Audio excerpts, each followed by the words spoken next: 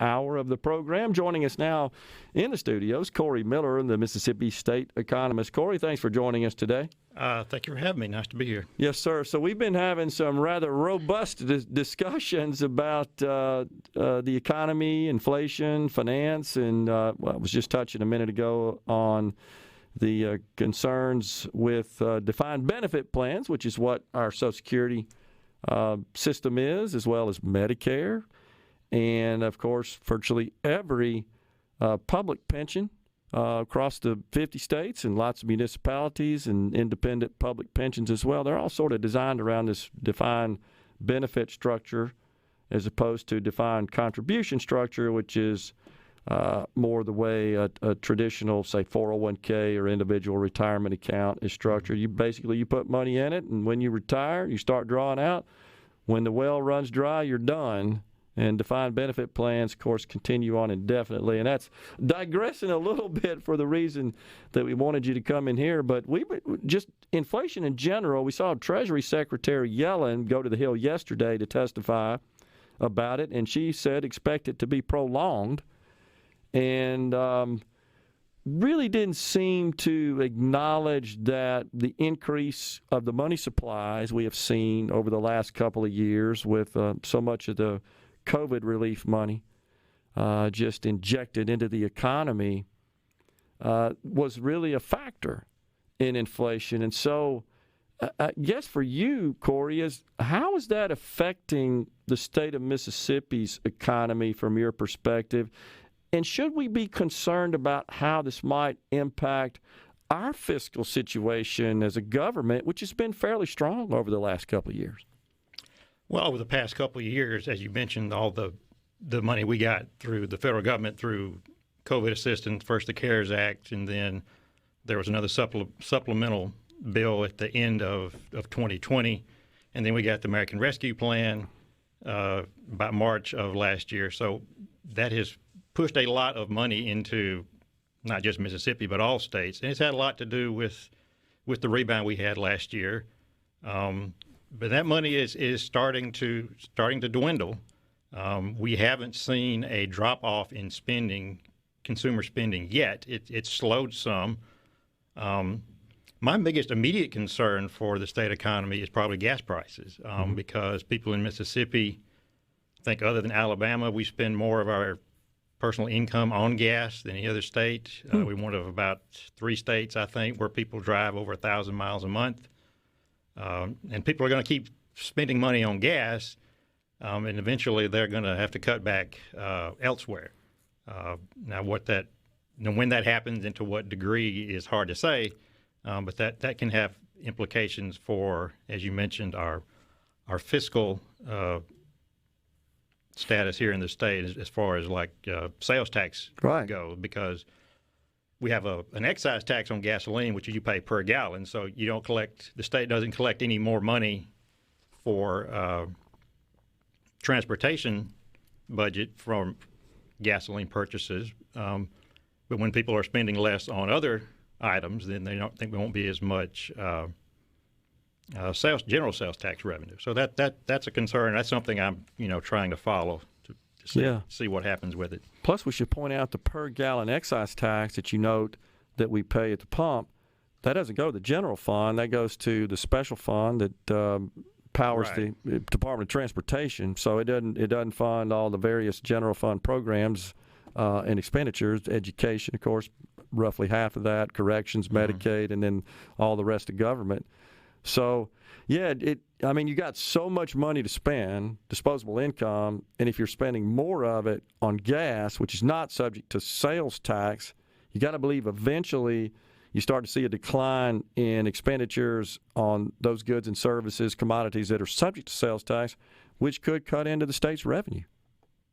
That's right. Like I say, we haven't really seen it yet, but as long as gas prices stay like they are, I think it's a concern, something to definitely monitor going forward to the rest of this fiscal year is almost over, but we start, fiscal 23, July 1. So from that point on, we'll be seeing what happens with gasoline prices. Yeah.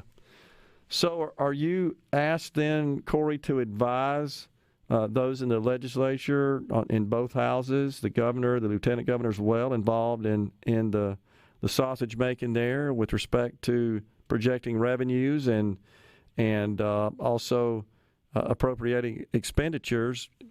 How does your work and your analysis figure and factor into that? Because obviously you got to have some outlook on overall economic conditions. That's right. And, as part of the revenue estimating group, it's myself, the Commissioner of Revenue, State Treasurer, Legislative Budget Office, and Division of Finance Administration.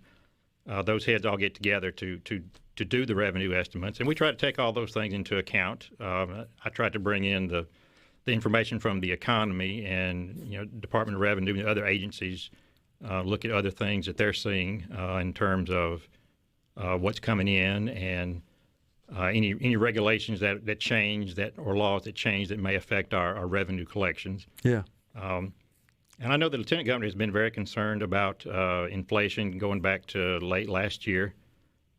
So I've been kind of updating him, especially during the session, on what was going on with inflation, what the outlook was. Unfortunately, the outlook has not gone to what we thought it would be late last year. It's continued to persist, and until last month had been increasing in terms of the consumer price index. Yeah. We saw a little bit of a tick down in April, but we'll get another reading on the consumer price index at the end of this week. Yeah. But it's still going to be some of the highest rates we've seen in many years. Yeah, and the Treasury Secretary yesterday expected it to continue to persist, and we've got economists from some of the major banks in the country, J.P. Morgan, Goldman Sachs as well, that are providing their outlook. I think it's Goldman Sachs that said we'd have $6 a gallon average gas by July, and possibly even going higher than that. They're predicting maybe $160 a barrel. We're at just north of 120 today, so that's nearly a 25%, right around that increase. When you extrapolate that out to the pump, that would in fact put us up another dollar and change. You just wonder when do we hit the tipping point where stuff starts to become unraveled? That's a good question. I don't know that anybody has a good answer for it yet. It hasn't happened so far.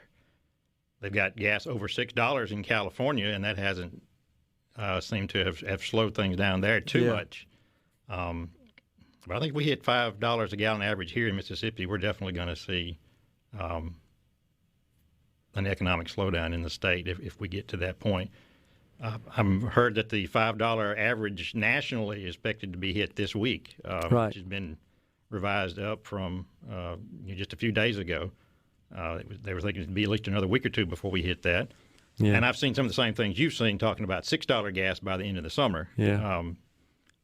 And that doesn't even, not to get too pessimistic here, but that doesn't even account for, say, in August, if we get a hurricane on the Gulf Coast that takes out some refineries. Yeah. I mean, yeah.